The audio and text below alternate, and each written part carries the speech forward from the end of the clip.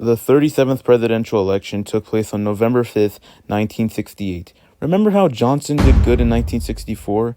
Yeah, the past 4 years, it's been getting worse. The Vietnam War is brutal.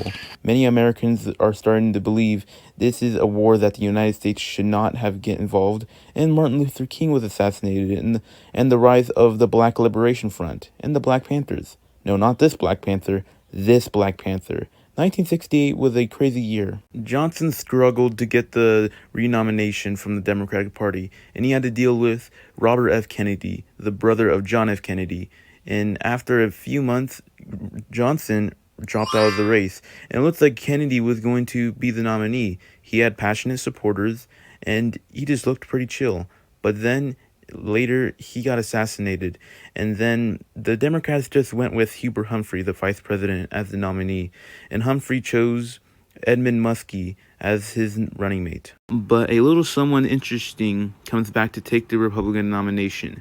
Yeah, he's back. It's Richard Nixon. And he had to face a fierce candidate from California, the governor of California, a cowboy, and an actor. Are you talking about who I think you're talking about?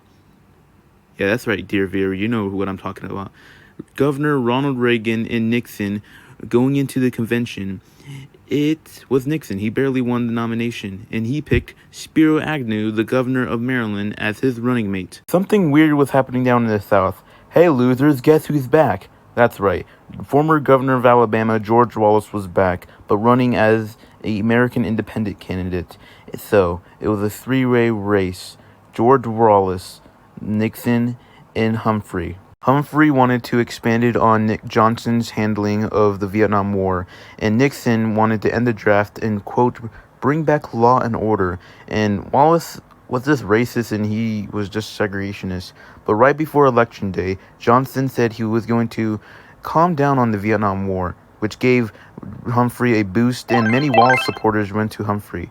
But so, here are the results. Nixon won 301 electoral votes, Wallace won 46 electoral votes, and Humphrey won 191 electoral votes. This time, Nixon was elected president. He became the 38th president of the United States. Today's shoutouts go to Daydream Animation. Pretty cool if you like storytime videos. Like and subscribe and watch my other videos.